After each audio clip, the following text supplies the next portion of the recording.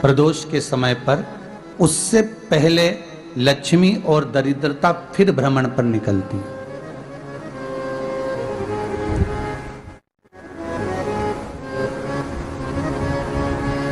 शिव भ्रमण कर कर जब वापिस आ जाते हैं, हिंदू धर्म में पीपल के वृक्ष की जो गणना वराह पुराण में करी गई है, 4 बजे से 7 बजे तक शिव के भ्रमण का समय बताया है शाम को। तो 7 बजे से लेकर फिर रात्रि 9 बजे तक लक्ष्मी और दरिद्रता फिर भ्रमण पर जाती है। इनका एक समय निश्चित है महाराज। भ्रमण कर कर आ जाना।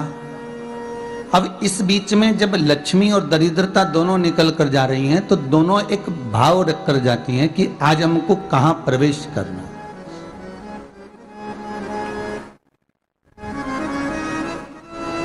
आज हमें किस जगह पर प्रवेश करना है, आज हमें कहां पहुंचना है, आज हमें किस जगह जाना है। और जिस नगर में जिस मार्ग से लक्ष्मी और दरिद्रता निकल कर जाती हैं, ये दोनों का जब निकलना होता है, इनको स्थान दिया गया जहां पर स्वच्छता हो, घर के दरवाजे पर रंगोली डली हुई हो, द्वार पर जल छीटा गया हो। महाराज, उस द्वार पर लक्ष्मी प्रवेश करती है तो दरिद्रता भी जाने लगती है अंदर। जब दरिद्रता अंदर जाने लगती है तो लक्ष्मी उसको रोक देती है, पहले मैं देखकर आती हूं कि तेरे लिए स्थान है कि नहीं है, तू यहां रुक।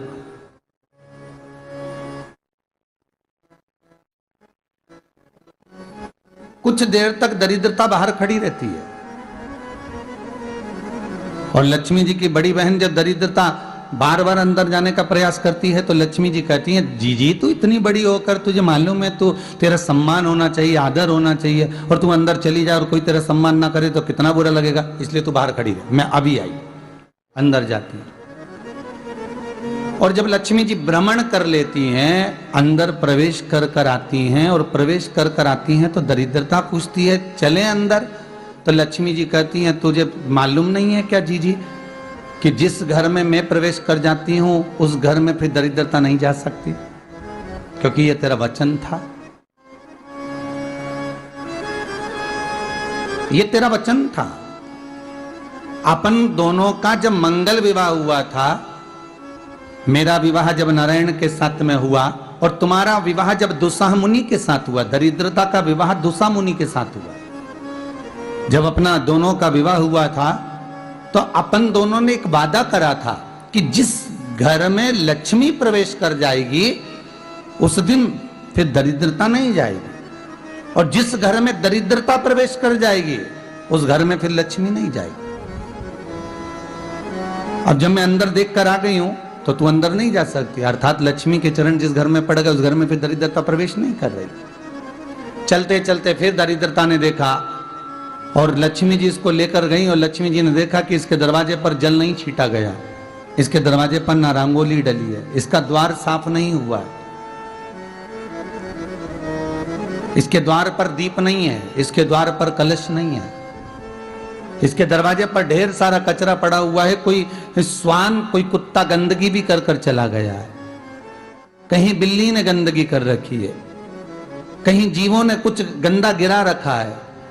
तो फिर लक्ष्मी जी कहती है, जीजी अब मैं होकर आ गई थी ना, अब तू जा, तू होकर आ।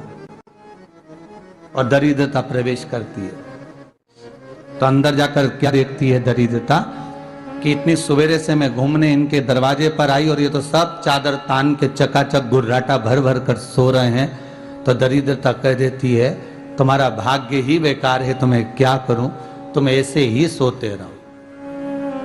और दरिद्रता गुस्से में बाहर निकल कर आती है, लक्ष्मी से कहती है, लक्ष्मी तू इसके घर में जाना ही मत। तो दरिद्रता को कहती है, जीजी तेरी बात नहीं मानूंगी क्या मैं? लक्ष्मी जी बोली, मैं तेरी बात नहीं मानूंगी, बिल्कुल नहीं जाऊंगी इसके घर में, तू चिंता मत कर, चल आगे चले। फिर आगे बढ़े। ये लक्ष्मी और दरिद्रता का प्रवेश है। आपके घर का द्वार आपके घर का दरवाजा। फिर निवेदन करूंगा एक बहुत सुंदर बात, हमें महाराष्ट्र से सीखना चाहिए, हमें साउथ से सीखना चाहिए, दक्षिण से। जिस समय पर भक्ति देवी यमुना जी के घाट पर रो रही थी अपने पुत्र ज्ञान और वैराग्य को गोदी में लेकर, समय देवऋषि नारद ने प्रश्न किया था कि तुम कहां पर पोषित हुई हो, तुम्हें ऊर्जा कहां से प्राप्त हुई? तो कहा मैं गुजरात से तो चली हूं। और वहां से चलती चलती भक्ति देवी कहती है मैं बहुत दुखी होकर, बूढ़ी होकर, द्रवित होकर, बड़ी दुख में वहां से चलते चलते जब मैं महाराष्ट्र में पहुंची तो मैंने वहां जाकर देखा कि वहां पर लोग हर पल हर घड़ी ब्रह्म मुहूर्त में उठकर स्मरण करते हैं, नाम जाप करते हैं और दरवाजे पर जल छीट कर रंगोली डालते हैं। तो कह रही है कि वहां पर मैं थोड़ी अवस्थावान होने लगी, वहां मुझे अच्छा लगने लगा। फिर जब मैं और आगे पढ़ी, दक्षिण में जब पहुंची, वहां पर जाकर मैंने देखा कि सुबह से उठकर मंगलाचरण, मंगला स्तोत्र और वेदों की ध्वनि होने लगी। वहां पर मैं और आनंदित हो गई। हमें कुछ चीजें महाराष्ट्र से सीखना चाहिए कि वहां रहने वाले जो भगत हैं, वारकरी संप्रदाय के जो भक्त होते हैं, वैष्णव जो धर्म के भक्त होते हैं, उनका नियम है सवेरे के समय घर में पानी है कि नहीं है, पर जब भी वो घर का दरवाजे के बाहर थोड़ा ना थोड़ा पानी तो छींट ही देते हैं। और छींटने के बाद फिर वहां पर अपने यहाँ तो दिवाली पे रंगोली बनती है जी, और वहां पर रोज की रंगोली बन जाती है कि कभी हो सकता है परमात्मा राह भूल कर हमारे घर में प्रवेश कर जाए, इसलिए वहां प्रतिदिन की रंगोली,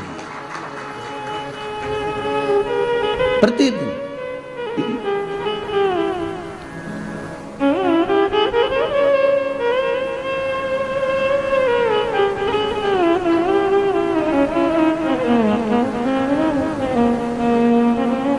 हमें सीखना चाहिए थोड़ा सा।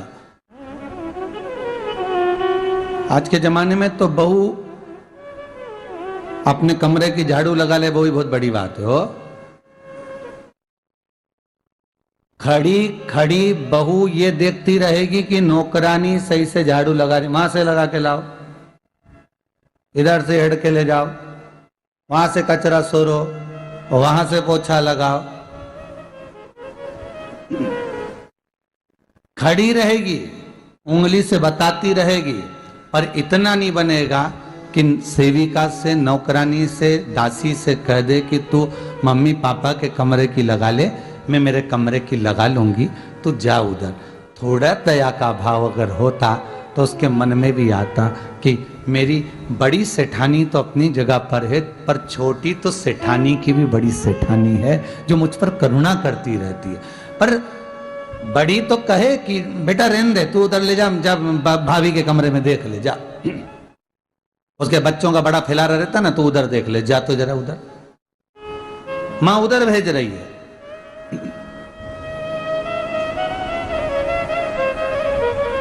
थोड़ा सेवा का भाव हमारे भीतर हो। और एक निवेदन तो हमेशा करा है और अब आज भी करता हूं, पूरे घर की सफाई करवाओ, पूरे घर में तुम पोछा झाड़ू जो चाहे करवाओ, मना नहीं है, पर एक निवेदन है, रसोई घर के अंदर बहू और बेटी ही जाकर भोजन बनाए तो अन्नपूर्णा सदा कृपा करती है महाराज। बहू और बेटी ही।